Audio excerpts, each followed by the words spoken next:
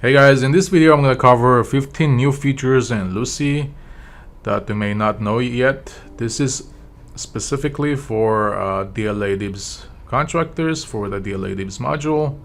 Of course, there has been a lot of other platform updates, but this video will be specifically for DLA DIBBS contractors. So let's get started. Number one, again, some of this you may have seen or not seen, not sure, but they're pretty new. So number one is our no bid filter. What is the no bid filter? Let's go take a look. So once you go to the DLA RFQs, you'll notice now there's a no bid filter. So every couple of months or so, DLA releases a large list of items that they have not received any bids. This is usually in Excel format, and if you search, DLA no bid list, you'll find it. And now we have imported that data into Loocey, and we're gonna do that on ongoing basis. And what's nice is that when they give you the data, it's just a simple Excel, right? And with Loocey, you can of course combine the filters with other filters you may have, such as the no ducks, no tech ducks, no JCP requirements, ISO, and so on. So now if you wanted to filter by our no bid column, it's as simple as just creating a filter, setting a no bid, and this time we want actually to be true because we want it to be checked, so it only shows us that the items that have no bid have been marked as no bid, and as you can see, it found a bunch of items and there is a lot of them. Surprisingly, there is a lot of items that basically don't receive any bids, and if you're starting to bid, you could technically focus on this because DLA wants to get bids on this. Okay, that's number one. Number two, FAT filter. Okay, and you may have seen this here. It's also pretty new. What does this mean? This means this item is marked for a requirement of first article testing, and if this is checked, you gotta pay attention in the contract. It means that you have to provide this, and sometimes depending on the manufacturer, they'll charge you for it to provide this. So you can't just take the cost of the goods. You have to specifically ask the manufacturer, first of all, if they're doing this, if they are they charging for it, how much, so you can put that into your costs so that it gets calculated in and you don't lose money at the end with this contract, right? So and of course the third one on the list is PLT filter, which is next to it. And this is something similar, except this is for production lot testing requirement. Again, sometimes you might see both of these together in the contract. Sometimes they might be separate, but this is again similar. This requires production lot testing, again, that DLA is asking for manufacturer to do. And usually, again, manufacturers will charge you for this, so you gotta pay attention and ask for them to give you a quote with this included, so you know what your cost is gonna be. Okay, the third one on the list, this is also a brand new feature, is bidding, which stands for approved source bidding. If this is yes, it means approved source is also bidding on this NSN. And we have shown you, let's change this to approved source. We have seen this before in the NSN view, in a pop-up view.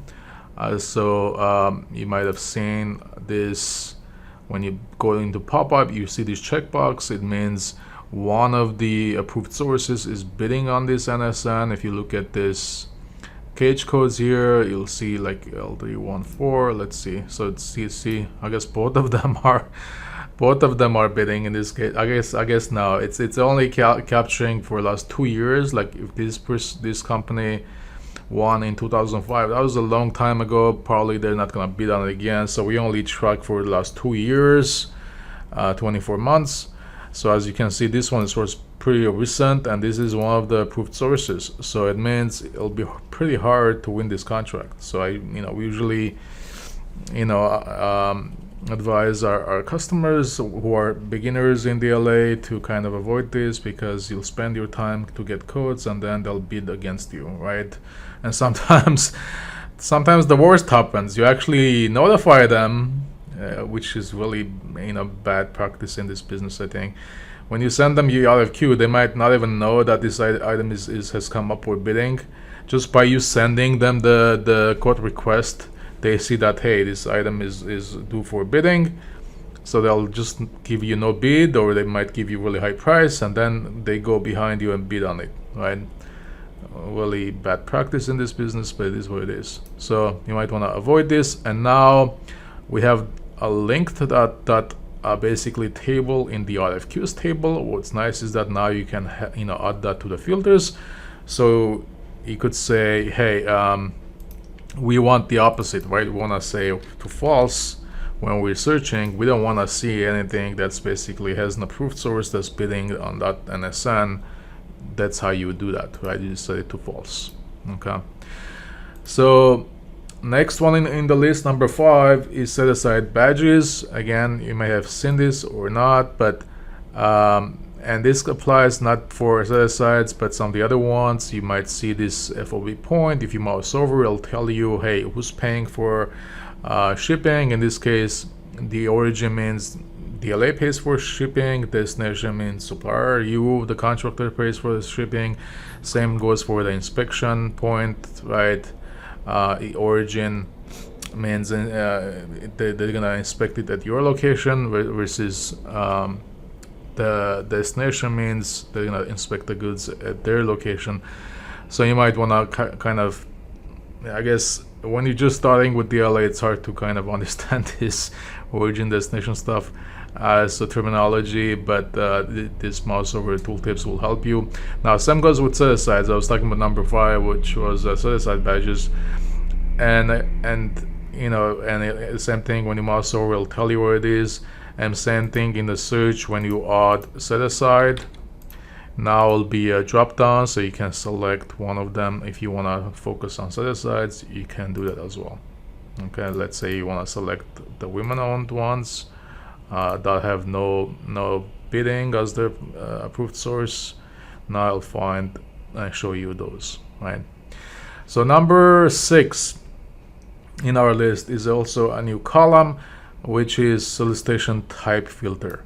So this type filter will tell you what type of solicitation it is. So we usually have 3 types. We have the auto evaluation, which will basically look in the DIBBS system. The DIBBS will evaluate your bids, and then it automatically, basically, I think, finds and awards the contract. Although they'll still kind of the CEO, contract officer will reach out and ask for certs or traceability usually, but it just says it's auto. Now this is interesting. There's those who are focused on AIDC contracts. These are the indefinite delivery contracts, which means DLA is wanting to create a contract with the supplier and basically on an ongoing basis continuously order this item from them. So it's not like a one-time contract, which the other ones are. Yeah. So if you want to search by that, you could technically add another filter. Let's change this one to say type is, and again, this is really a nice one. We just added this today, I think. ADIC, if I only want to focus on ADIC ones, you'll see it should find me some ADIC contracts, which is really good, right? Now there's the third option, which is the fast one. This is basically same thing as auto, but these are like fast auto. If you mouse over, it will tell you like, hey, these are fast auto evaluations, which usually means the DLA wants this sooner. They want to award this fast. These are like fast award contracts. So those of you who want to focus on the fast award ones, you could search by that as well. Okay, it's pretty cool. Next one in the list is simple RFQs default view. So we have these two default views. When you actually just register with Loocey, we have these two default views, and you'll see the locked symbol on them, which means you can still make changes to the filters, but you can't save it. You can save as, create your own filter tab on top. Let's say I made these changes, right?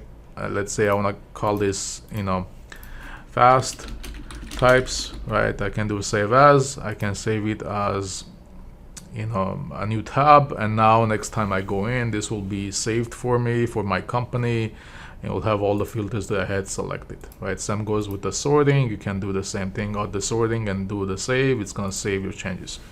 Now the simple RFQs is somewhat new default view, which basically all the things that we talked about for beginners, like we have all these columns that we wanna avoid when we're just starting out. Instead of you going one by one, doing all that every time, so we have created these simple RFQs. We've done all that filters by default for you. So let's take a look. We wanted status to be open, right? We want inspection point to be destination, so that they're not coming to you to inspect the goods. We want the tech tags to be false, ISO requirement to be false, JCP to be false, and those new ones, FAT, PLT to be false, and approved source bidding to be false, right? So we want all these configuration filters set. So instead of you going through and see, we have two types of filters. We have the group filter, which this falls under the group filter, and we have the individual filters, right? So what we recommend, if you're just starting out, you can come here, do a save as, you can call it my simple, whatever you want to call it. So you could save as, and now you'll have your own view. Now you can make changes and save, right? But it's gonna retain all those default filters, which is really nice. Now, if let's say if I wanted to add an FSC code, and I want to say in, those of you who don't know, there's like in filter option, which will give you a list of FSC codes to target, right? I don't know, 572. I'm just gonna copy whatever I see here. So I apply this, and it's gonna find me only those FSC codes, right, here, and I can now save this view. That's the nice part. So next time I come in, it's basically all those default filters are there for me, plus the new ones that I just created, right? And I can always make changes, delete some if I want to delete some, and so on. But I guess that's what the simple RFQ is for. That was number 7 in our list. I think it's really helpful to not go over and set up these filters by yourself every time, or the new users of Loocey. So you can just use that and do a save as, right? So number 8 on our list is the NSM pop-up.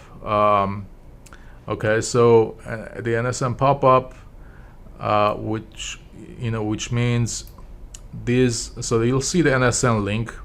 This will come up here as well as to the bidding board. Like, if you're copying something to your bidding board, right?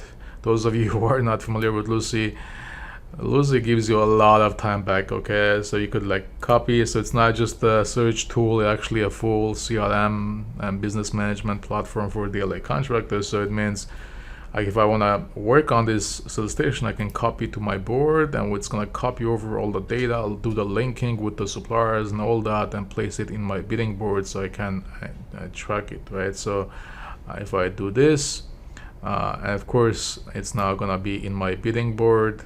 The one I just copied is here, right? But you see this NSN link in different places. If you click on it, this is pop-up, right? I think most of you who are using Loocey are familiar with this pop-up. This pop-up will give you a few things. It will give you the high overview of the NSN, the last award date, last unit price, the quantity last time this was awarded, the approved parts and approved sources. So we had this before. The thing was, you had to click on this, right, to kind of see another pop-up and get more details. So we have the link to tables now. So now it's all here. You don't have to do a click. You'll notice that you will have like a phone number. Usually you'll have the website. You can like click and go to the website if you want to find contact information, and there might be email as well, right? Most of the time you'll also see the email, and this is not just random email. We usually try to find the sales email associated with this manufacturer or OEM, yeah, or approved source rather, you know, that's listed here. Now, if you want to double check if this is accurate, you can always click on this link. This will take you directly to DIBBS. Will show you, hey, these were the approved sources here, and those are the same ones we have. Okay. So that was number 8. So now you can, like, on a quick glance and view those additional details, right? So speaking of which, we have, like I said, the approved source. We have more emails populated, the one that you just saw. So we actually went through and searched thousands of approved sources to find their emails. So we have actually a whole marketing team associated with finding emails. So it is an ongoing effort, but now we have more emails. You'll see more emails pop up, and these are like verified emails usually. Okay. So that was number 9 on our list, even though it's hard to see feature, but having the emails really helps. If you don't see the emails, you have to like go do your own investigation, go to the website and find the contact email specifically for sales, right? Usually they might have like info or contact, but we want to actually send the RFQ to the sales email, right? So that was number 9 on our list. Number 10 is contains any and not contains any filter. I did a quick video, I think, on this a couple of weeks ago, but I think it's really new, and I think it's a nice feature that I wanted to kind of bring this up one more time here. So this is usually helpful. Like, I'll give you a specific use case. Like, let's say you have a few vendors you work with, and you want to find their solicitations to be done, right? You could come here and say, hey, I want to basically auto filter, and I'll say approved source cages, which is, the cage codes. I'm gonna say contains any. It means it's gonna give me a list like this. It's not a single contains. It's basically I want to do a list of contains. So basically, if I do this, if I do this, I don't know, maybe this. Let's say I want to find contracts associated with this, and see. Sometimes it might be like a bunch of them here, so I can, like, again, these are the cage codes of your suppliers, and what this contains any does is basically goes through and tries to match RFQs containing this, containing this, containing this, containing this, so one at a time. Of course, we have the not contains any filter. I'm not going to show that, but you could do the opposite, right? Not contains. And if I search this, it basically is going to give me the list that approved source has one of the matching items, right? One of these. That's what the new filter is for. Now that's different from the in filter. I mean, it's similar. So in is an exact match, right? If I were to do this, see, there's 2 of them here. It's not an exact match, so it's not gonna find. It's not gonna do a contains. It's gonna do in search. If I hit apply, you'll see the ones that have 2 or more cage codes will go away because it does an exact match. That's what the difference is. Okay. So number 11 on our list is statuses. So we've done a lot of work in the back end to keep these statuses more up to date. Although it's not 100%, but it's it's much better than what we had before. They do get auto updated as much as possible, but we always say to get the latest status on RFQ, click on this RFQ link, DIBBS link here. This will take you directly to DIBBS, and you can check the status on DIBBS, right? Before you spend time on it, we suggest everyone that just does one click to quickly check the latest status, right? But our statuses in the back end are being updated, so you'll kind of, and then if something gets awarded or canceled or something, they will be removed from this list. So you're not gonna, most likely you're not gonna see a lot of those awarded or other types other than open going forward. But that's what the new feature, I guess, number 11 on our list. So number 12 on our list is contract details showing related cage coding. Okay, let me show you what I mean. So in our bidding board, okay, so we said we wanna, let's say, bid on this one. You probably are familiar if you're using Loocey. If you go into the detailed view, we'll start seeing the contract details along with the approved sources being copied and linked here, right? That you can go ahead and request codes. And those of you who are not familiar with Loocey, when you do a copy, it actually copies the data and organizes in a way that makes sense and links everything together. So now I can, like, if I were to request codes from this, I can click on select them and then go to the bulk email sender, right? This is gonna give me subject and email that's related, that's specific to each manufacturer, right? Now the new feature is a couple things. So you will start seeing these coding website, these columns are linked columns and cage code. So if I were to change this, just so kind of see these changes, so just you kind of see how it works. But what's nice is that you have the cage code here. First of all, you need that a lot of the time to do searching or bidding. You need the cage code. Secondly, if let's say we mark something as they're not coding, let's say we mark this company no, and again, this is another feature. I'm not gonna talk about this in this video a lot, but this column is designated. So in your suppliers, if someone comes back to you in the email and says, "Hey, we're not bidding. We don't, for any reason, right? No bid," or let's say you just don't want to work with this supplier. Now you'll start seeing it in this list. See, I just updated that. If I were to refresh this, right, because it's a linked record, you only update it in the supplier list, and everywhere else that comes up, if this company were to come up again in other contracts or solicitations, you'll start seeing no as far as coding. Hey, they're not coding, so you don't want to send them email. Usually, sometimes also when they're bidding with you, like they're also bidding on DLA, right?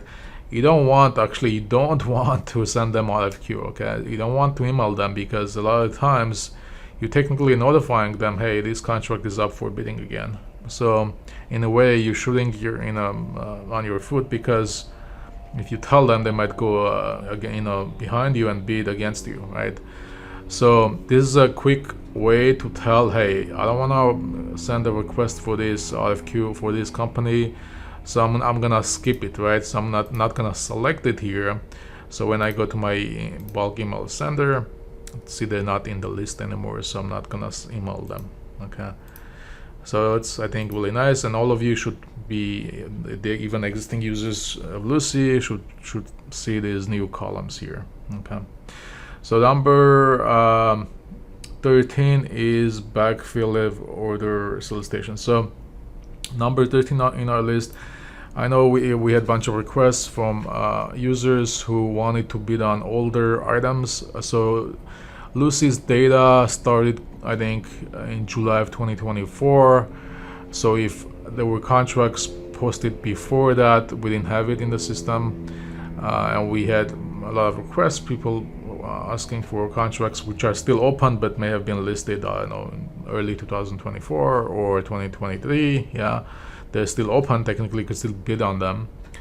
Now we backfilled a lot of them, so you should start seeing a lot of the older ones as well, and you could kind of do that if I were to just sort by the posted date. Starts again, this is not 100% yet, we still kind of have couple more things to do to fully load the entire data, but I think it's much better than what we had before. So you'll start seeing a lot of the older records also come up, okay? and if they're open, they'll be in this list. Now you'll see some of the data has not been imported yet, so for those it's still ongoing effort, but at least it's in the system. You can select and copy to your board, right? That's the main feature everyone wanted. I want to search and find and copy the basics to my board. You could do that, but of course we'll follow up on this when we have entire thing complete. The next one in our list is assign to. Again, this is not super new, maybe a couple months old, but we haven't really talked about it because it's somewhat new and we haven't had the chance to talk about that. So there's this assign to filter now, or column, and this will list your organization users. Okay, and if you're on a multi-user plan, you have multiple users, they'll come up here. And what's nice is that now you could create a filter. Let's say first of all, you can auto filter, right? You could say assign to equals to, in this case it's Michael. Okay, and actually I don't have anything. Yeah, let's do that. It's okay. I'll come back to it. So I'm gonna save as I'm gonna call it Michael. Okay, so this will create my view, but I don't have anything assigned to me. So if I were to go back to the old bids again, I'm gonna assign something to myself, and you could do that with, of course, you could do that with your team members.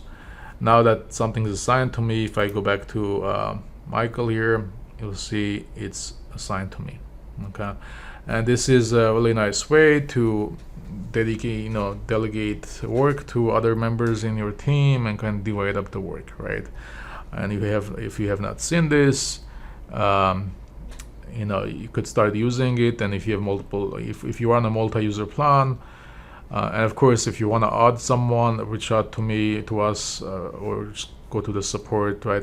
Do a request. We don't have it automated yet. You can't add a new user in the system yet, but you just email us that information. We'll add them to your account. And so that's the assign to, and number 15 in our list. This is the last one, but not list. So we have this. This was, I think it's a new feature. It's a pretty hidden feature. So we had this column for a long time, prep for delivery, which basically gets populated from actual contract that section of the contract. And the reason why this is really important, because it'll tell you a lot about the type of packaging you'll need to do, and so on. The QUP is here, so at least you have that. But this was hard to see because it's a single line, right? You can't easily see the entire thing. Now we have this new feature where we click on it, it'll come up, right? It'll come up and show you the entire kind of packaging requirements. Of course, we always tell everyone, always check the contract for all the details, but this will be a quick glance kind of view, so you can kind of see if there's something that you're trying to avoid. It's a quick way to kind of see this pop-up view of the prep for delivery kind of column. Okay, so that's number 15 in our list. I think that's gonna conclude our. Now there has been a lot of bug fixes, features. A lot of things are being worked on. There's major features coming up soon, including the full email marketing automation. So you can do one-click send. You can do, the way we're thinking, you should even be able to select a bunch of them and do the bulk email and send. That's also coming. Our invoicing and accounting is gonna come soon as well. sam.gov feature is gonna come. There's a bunch of features coming. We always say, hey, this is the best time to get on Loocey. The prices will go up.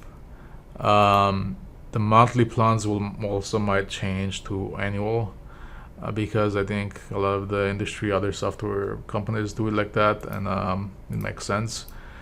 So if you're not registered yet, sign up now. We're still, in beta. We'll give you still the best price. There's also another feature. I'm not gonna spend time on it, but this label maker is also coming eventually. And we're kind of still testing this, but and it's gonna auto-populate the contract info into the label, create the barcode, and so on. So when we get this working, you probably don't even need to use third-party label maker software, right? But anyway, there's a lot of stuff coming. If you have not registered on Loocey, if you are worried in doing DLA, strongly advise get on Loocey. It saves you so much time. There's a bunch of other features, automations that'll just help you.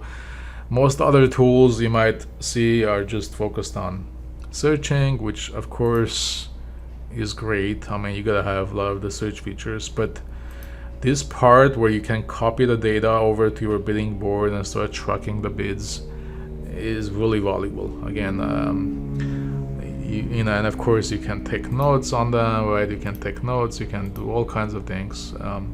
Anyway, that concludes our video today. Thanks for watching. Be sure to subscribe to this channel. There's more videos coming up. There's gonna be one other note.